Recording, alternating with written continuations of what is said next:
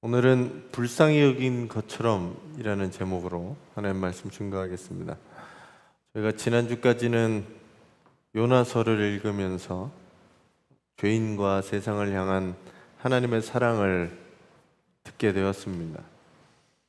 이스라엘을 비롯한 모든 민족의 사람들을 하나님께서는 사랑하시고 그들이 하나님께로 돌아오기만을 주님은 기다리셨습니다. 그리고 그들을 아끼지 않겠느냐라고 얘기하십니다. 내가 어찌 그들을 아끼지 않겠느냐? 하나님은 모든 창조하신 생명들 그리고 사람들을 아끼고 사랑하셨습니다. 어떤 생명도 하나님은 포기하지 않으셨습니다. 하지만 사람들은 그 이후에 사람들은 그러면 하나님과 함께 그렇게 살아갔나라고 하면 그러지 않았습니다. 니느웨 백성들도 이스라엘 백성들도 하나님의 뜻과는 점점 멀어져 갔습니다. 하지만 죄인들을 향한 하나님의 사랑은 구원의 손길은 멈추지 않았습니다. 그래서 하나님은 스스로 인간의 몸을 입고 이 세상에 오셔서 하나님의 나라와 백성과 그들의 삶이 어떤지 가르치시고 십자가에 죽으시며 모든 것들을 우리에게 보여주시고 그리고 우리에게 구원을 베풀어 주셨습니다. 오늘 요나서 마지막에 제가 얘기 드릴 때 이 마태복음 18장 말씀을 드렸는데 성서 일과의 본문이 딱 마태복음 18장이었어요. 오늘 본문 앞쪽에는 사실은 천국에 관한 이렇게 말씀을 하고 계십니다. 18장 1절부터는 천국이 누가 큰 사람입니까? 천국에서 누가 큰 사람입니까? 물어봐요, 제자들이. 누가 큰 사람이냐 하면 예수께서 얘기하시는 것은 어린아이와 같은 겸손한 사람이 천국에서 큰 사람이다 라고 얘기합니다. 그리고 한 사람도 잃지 않도록, 소자 하나를 잃지 않도록, 잃으면 연자맷돌을 달아서 목에 달아서 죽는 게 더 낫다 이렇게 말씀하셨어요. 그리고 내 신체의 일부가 나를 범죄하게 하거든 찍어내버려라 라고 얘기합니다. 왜? 그게 없이 천국에 들어가는 것이 낫기 때문이다 라고 얘기하는 거예요. 그렇게 얘기하시면서 15절부터 시작되는 것은 그런데도 불구하고 내 형제가 죄를 짓거든 이라고 예수님이 말을 시작합니다. 하나님의 백성으로서 형제 자매라고 모인 집단 안에도 사실은 죄를 짓는 경우가 생기게 됩니다. 네. 사람이니까 그렇거든요.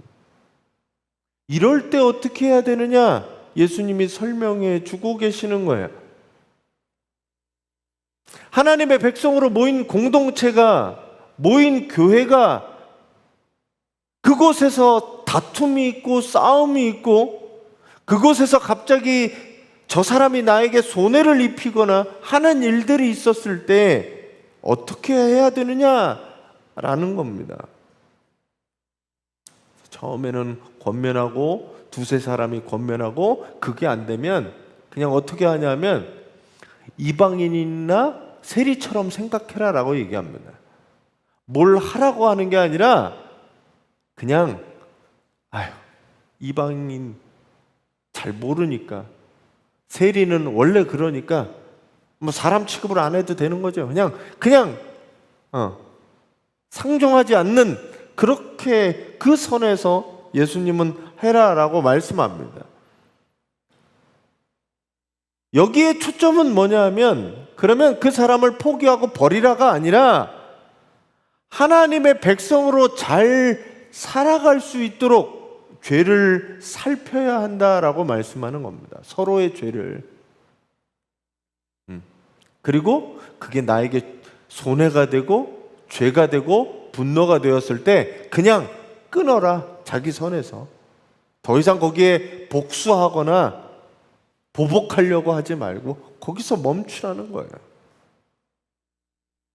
교회는 죄를 철저하게 다루도록 하고 죄에 합당한 징계를 하고, 그래도 안 되면 그냥 이방인이나 세리처럼 여겨라라고 얘기합니다.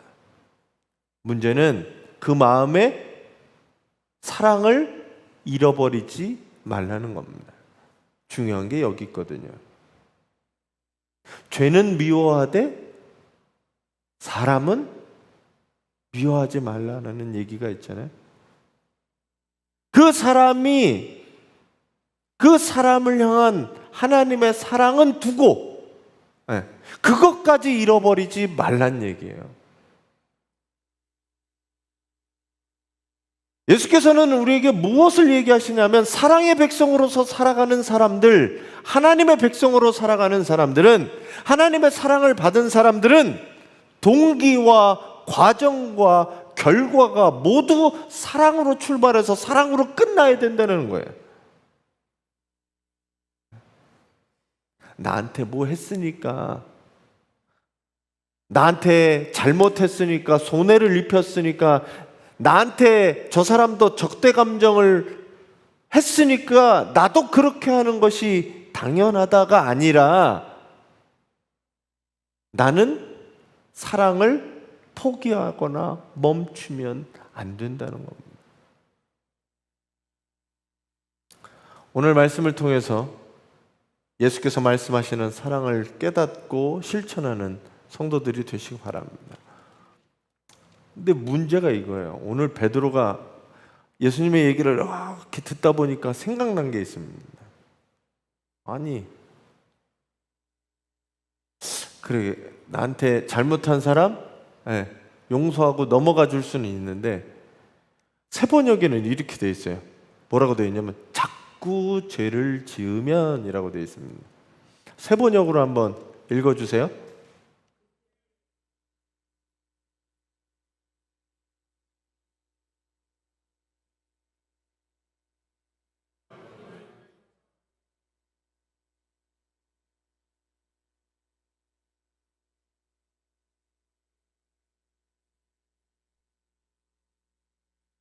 네.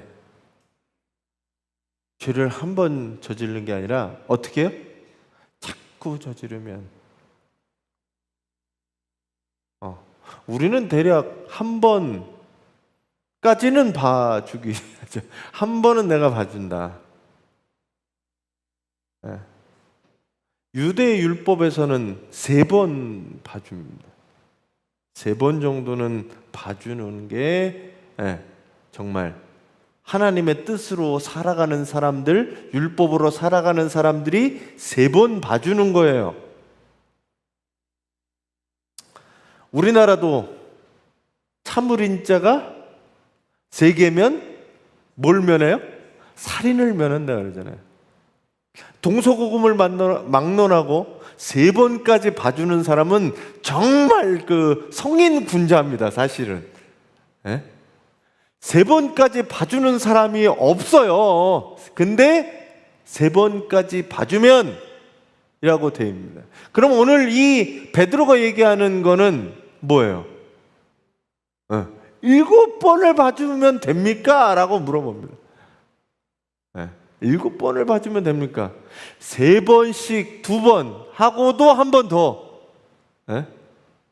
자기 따름에는 예수님의 뜻을 이야기하는데 이 정도면 될 것 같은 거예요. 베드로가 볼 때 흡족하시겠지. 예수님께서 7번까지 용서하면 주님께서 흡족하시겠지라고 얘기하는 겁니다. 7번까지 용서해주면 됩니까? 대답은 그랬을 것 같아요. 베드로가 기대한 대답은 그래, 7번 용서해줘라. 얼마나 기분이 좋았겠어요. 네, 예수님의 대답은 그렇지가 않았습니다. 뭐라고 얘기하냐면 7번씩 70번을 7번. 그게 끝은 아니에요. 7번이라도 해야 된다라고 얘기합니다. 네? 끝없이 용서해 주란 얘기죠. 어떻게 똑같은 잘못을 나한테 400번 넘게 490번 그렇게 한 사람을 봐줄 수 있겠느냐? 그래도 용서하란 거예요.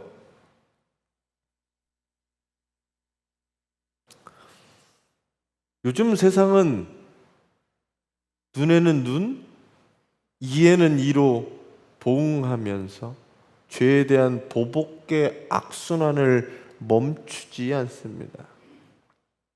오히려 보복에 대한 것들은 강도가 더해지는 세상입니다. 유대인들이 자기네 군인이 1명 다치면 팔레스타인 사람들에 대해서 10명을 계산을 해요. 포탄 날려갖고 10명이 죽어야 끝나요. 그래야 덤비지 못하니까. 세상은 자꾸 복수와 보복을 강조하고 그게 통쾌하고 거기에 희열을 느끼는 세상입니다. 드라마 스토리들이 다 그렇잖아요. 복수의 스토리들. 사람들 가운데 분노의 게이지가 고조에 이르렀어요. 그러니까 칼 들고 참다 나가가지고 그냥 아무나 자기보다 약한 사람을 휘두르는 세상 속에 저희가 살아갑니다.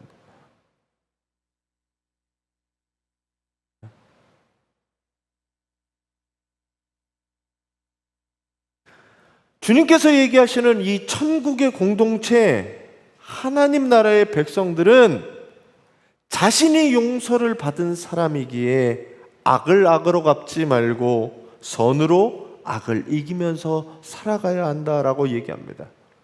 악을 악으로 갚으면 세상에 뭐가 남겠어요?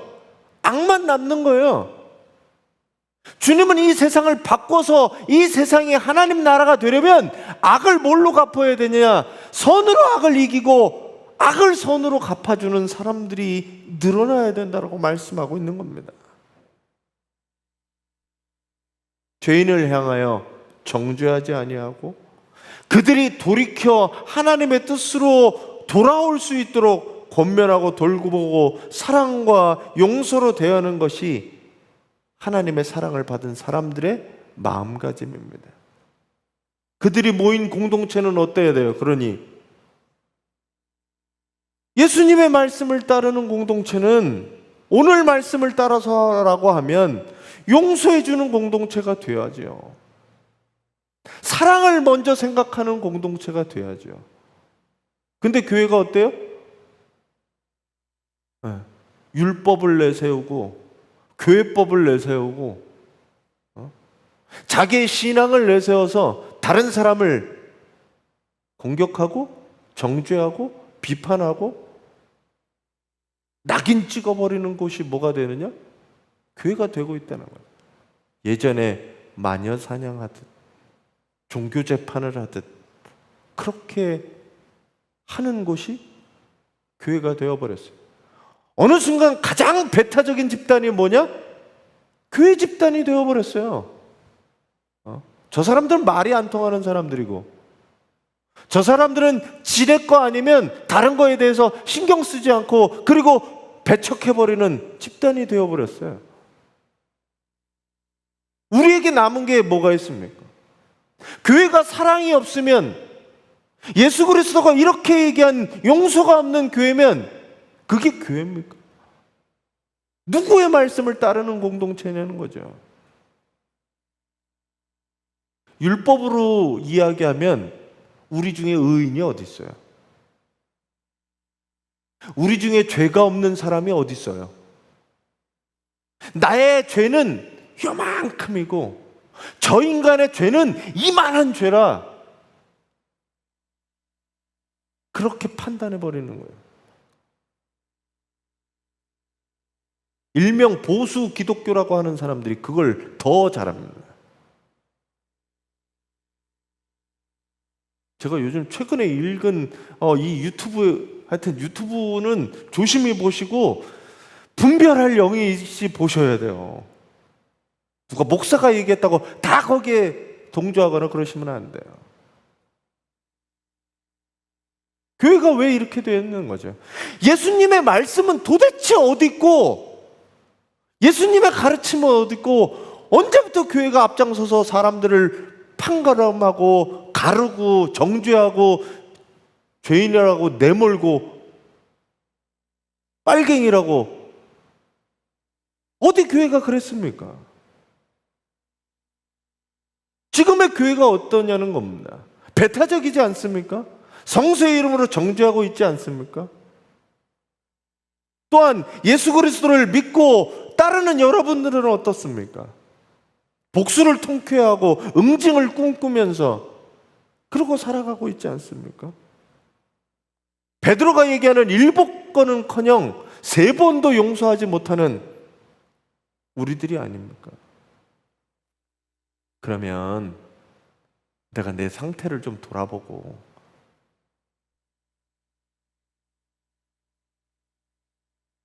하나님이 나를 그렇게, 이런 나를 용서해 준 것처럼 다른 사람도 용서하신다는 것을 믿고 이 사랑의 마음을 품는 우리 성도님들이 되시기 바랍니다.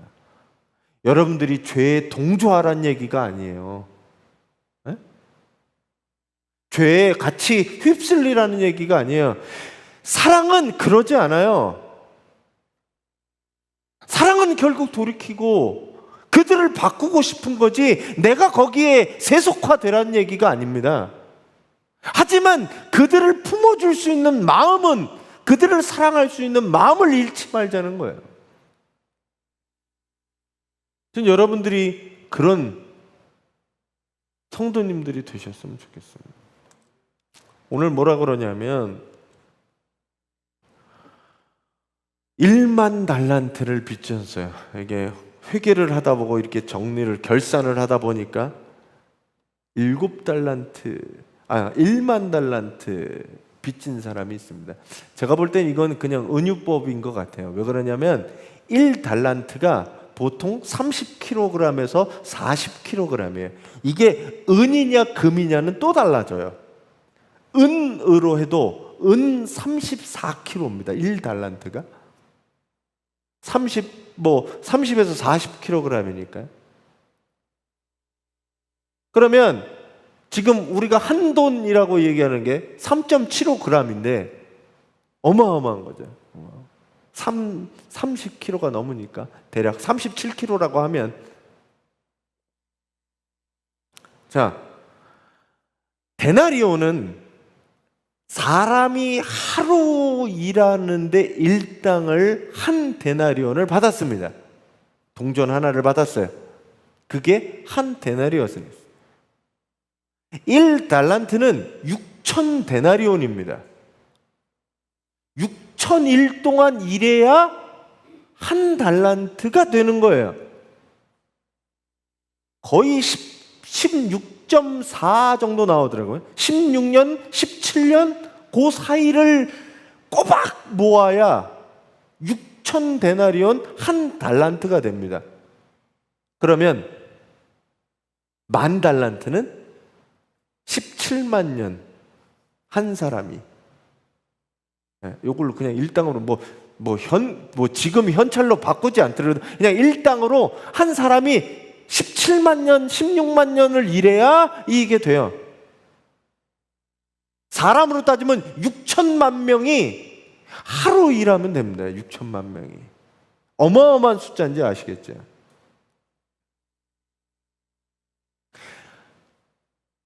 본인이 뭘 해결해서 갚을 수 있는 능력이 아니에요. 이 1만 달란트는. 여기 나오잖아요. 내 소유와 종들과 가족들을 다 팔아서 갚아라라고 얘기합니다. 처음에.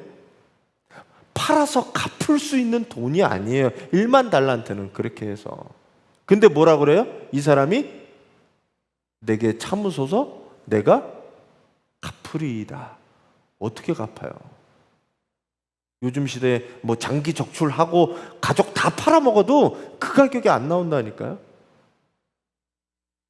근데 이 거짓말을 하는 겁니다. 임금 앞에서. 참아주셔서 내가 갚겠습니다.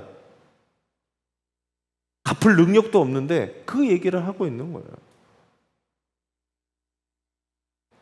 천문학적인 이 액수를 갚을 수도 없는 사람이 불가능한 약속을 그렇게 이야기하고 있는 겁니다. 어떻게 보면 이거는 우리가 하나님 앞에 우리를 용서해 달라고 이야기하는 거, 내가 그렇게 살겠습니다 라고 하는 것들이 모두 다 지킬 수 없는 일임에도 불구하고 하는 기도처럼 이 사람은 그걸 하고 있는 거예요.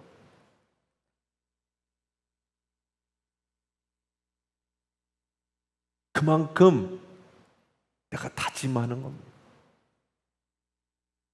처자식과 모든 소유를 다 팔아도 일평생 갚아도 그 빚을 다 갚을 수 없는 그 빚을 주인에게 참아달라고 얘기하고 그 빚은 자기의 죄로 다가오게 됩니다.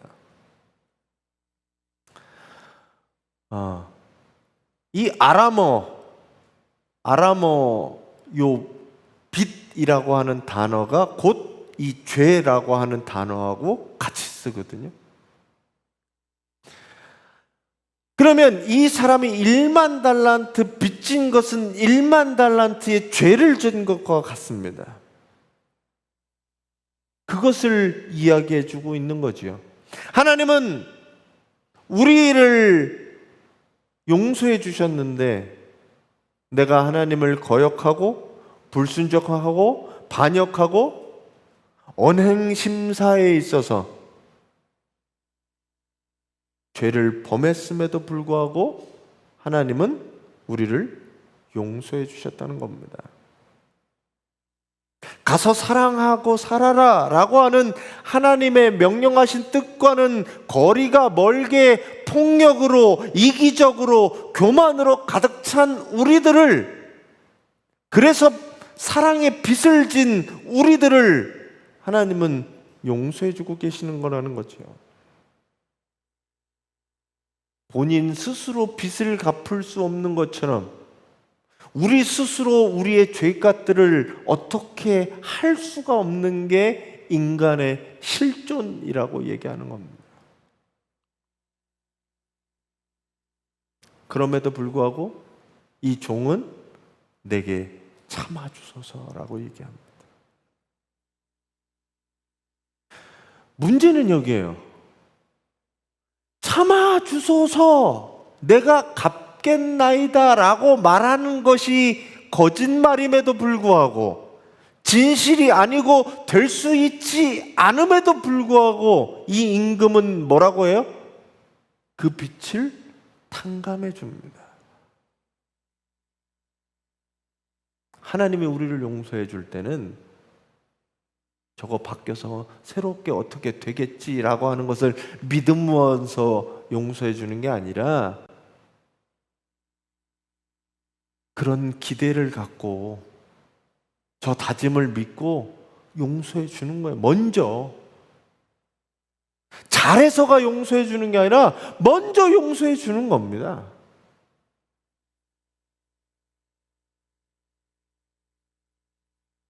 우리가 기억해야 될 것은 무엇이냐 하면 우리의 소유와 능력과 모든 것으로도 이 죄의 문제는 해결할 수 없었는데 그 해결해 주신 분이 하나님이셨고, 내가 뭘 잘해서가, 잘나서가, 뭘 예뻐서가 아니라 그냥 하나님은 우리에게 그냥 베풀어 주셨다는 거죠.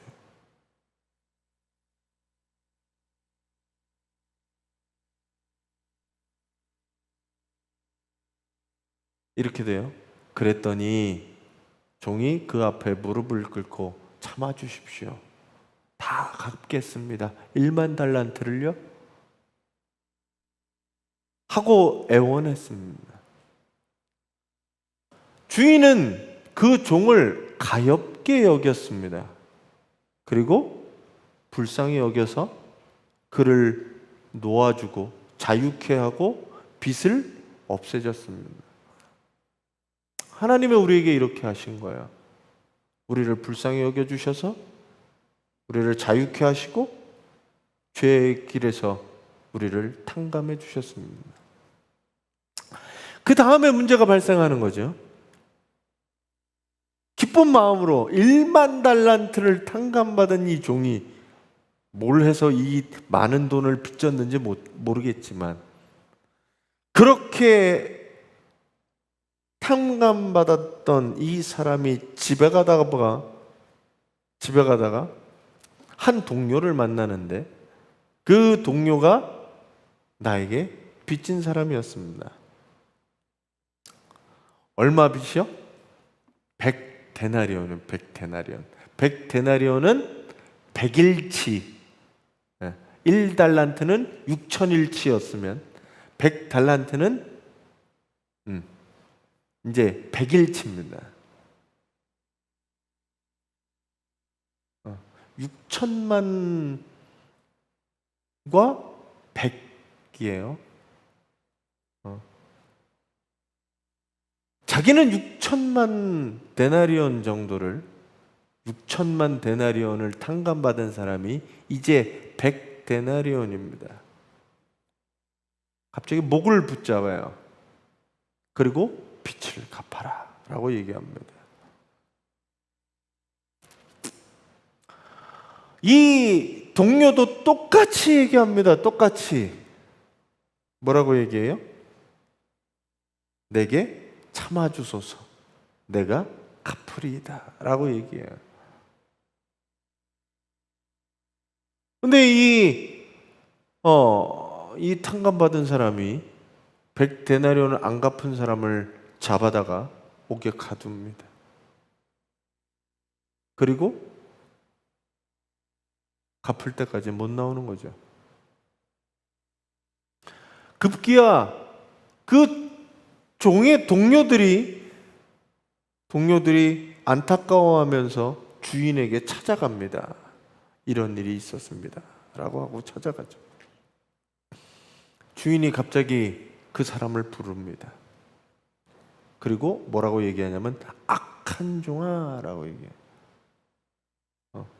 사실은 이 종은 내가 빌려줬던 놈은 받는다고 하는 건데 뭘 내가 그렇게 나빴냐 라고 하는데 주님께서 말씀하시는 거죠. 세 번역에는 33절이 이렇게 되어 있어요. 같이 한번 읽어주세요.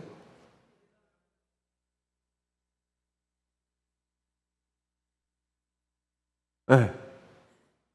이 임금을 통해서 얘기해 주는 거는 야 내가 너를 그렇게 불쌍히 여겼는데 그래서 6천만 데나리온 10,000달란트를 내가 탕감해 줬는데 겨우 그 정도에 너 그 사람이 빌고 갚겠다고 하는데 100일을 못 기다리냐?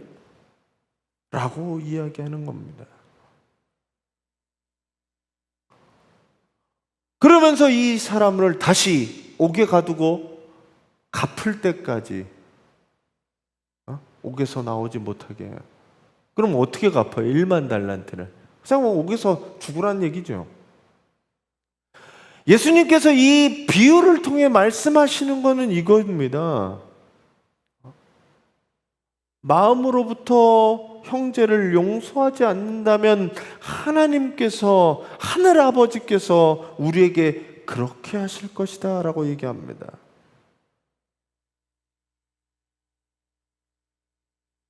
어마어마한 빚을 탕감을 받고도 100데나리온을 빚진 자를 찾아가서 그에게 갚으라고 독촉하고 그가 참아달라고 기다려달라고 얘기하는데 기다리지 못하고 그것을 이야기하는 사람들, 그리고 그 종에 대해서 임금은 노여워하게 됩니다. 오늘 여기에 악한 종이라고 이야기하거든요. 그 빚을 다할 때까지 영원토록 용서하지 않겠다라고 말씀하십니다. 오늘 말씀에서 하나님의 사랑으로 살아가는 사람들이 어떻게 살아가야 되는지 말씀은 보여주고 있습니다. 예수님은 세상은 그렇게 얘기하지만 우리로 하여금 용서하며 살아가는 것이 당연하다고 말씀합니다. 그리스도인에게 있어서 용서는 해도 되고 안 되는 게 아닙니다. 우리는 반드시 해야 될 게 용서입니다. 사람들은 쉽게 내 생각에는, 내 상식으로는 이해가 안 돼, 용서가 안 돼 라고 말하지만 우리는 그 사람을 용서할 수 있어야 됩니다. 어떻게 저럴 수가 있어? 교회 다니는 사람이, 집사가, 권사가, 장로가, 목사가 어떻게 저럴 수 있어? 라고 이야기할 수 있지만 우리는 그들을 용서할 수 있는 마음들이 있어야 한다는 거죠. 왜냐하면 그 판단과 결정은 내 교만에서 출발하기 때문입니다. 물론 나의 정의감이, 나의 정의감, 나의 옳음이 다른 사람에게 어떤 잣대가 되는지 돌아봐야 됩니다. 그래서 죄에 대한 심판을 하지 말라는 얘기가 아니에요. 심판을 할 수 있어요. 하지만 그 모든 시작이 어디서 출발돼야 되냐면 사랑으로 출발하라고 이야기하는 겁니다. 아버지가 자식을 대할 때 아버지는 경찰이 아니잖아요. 아버지는 법관이 아니잖아요. 아버지는 아들에게 사랑으로 출발합니다.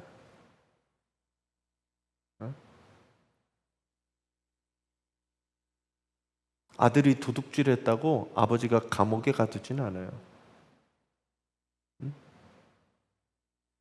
그 아버지의, 어머니의 사랑이 있어야 한다는 거죠. 잘못된 것들을 넘어가자는 얘기가 아니에요. 잘못된 것들을 바꾸어서 고쳐야죠. 하지만 사랑의 마음으로 먼저 해야 되고 그것으로 출발해야 된다는 겁니다.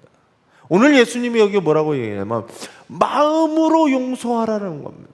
마음으로. 지난 주간에 어떤 모임에 갔는데 저도 아직 그 마음에 응어리가 있는 사람들이 있거든요. 근데 갑자기 만나게 됐어요. 저 밑에서 끌어오르더라고요.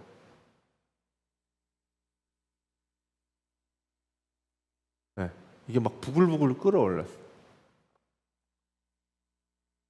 좀 이따가 제가 느낀 게 뭐냐면 그런 겁니다. 나 아직도 감정이 남아있구나. 네. 이 화난 감정이 아직도 나에게 남아있구나. 그걸 깨닫는 게 사실은 중요합니다. 그리고 하나님께 맡겨요. 주님, 아직도 내가 이 감정에 쓴뿌리들이 남아있습니다. 이것들을 주님 해결해 주십시오. 보통 사람들은 베드로처럼 7번 용서하면 됐지 얼마나 더 하느냐라고 얘기합니다. 하지만 예수님께서는 사람이 정한 계산과 기준을 뛰어넘어라라고 말씀하십니다. 70번을 7번까지 1만 달란트라도 용서해 주라라고 말씀하고 있습니다. 왜냐하면 우리가 죄인인 우리를 하나님께서 오래 참으시고 한없는 용서를 베풀어 주셨기 때문입니다. 나를 그렇게 용서해 주셨으니 여전히 변하지 않는 나? 여전히 죄인의 삶을 사는 나, 그런 사람을 주님 용서해 주셨으니 저들을 용서해 주실 것을 믿고, 그리고 그렇게 용서하며 살아가는 것이 하나님의 뜻 가운데로 살아가는 사람입니다.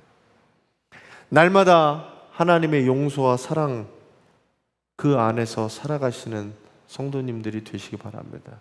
내가 용서를 포기할 때 하나님의 사랑과 은혜로부터 멀어지게 됩니다. 마음속에 가시도 친 게 있는데 어떻게 하나님의 사랑을 내가 온전히 받을 수 있겠어요? 여러분들이 이 용서의 삶을 살아가며 하나님의 은혜와 사랑을 더욱 깊이 경험하시는 우리 성도님들이 되시기 바랍니다. 넘겨주세요. 네, 우리 같이 말씀 정리하겠습니다. 같이 읽어주세요. 네. 내가 삶에 있어서 용서하지 못하는 사람이 있으면 한번 그 사람을 생각해 보시고, 하나님, 나에게 용서의 마음을, 하나님의 사랑을 요만큼 알아서 내게 그 사람까지도 용서할 수 있는 마음을 우리에게 달라고 우리 기도하며 나아가도록 하겠습니다. 우리 같이 기도하겠습니다.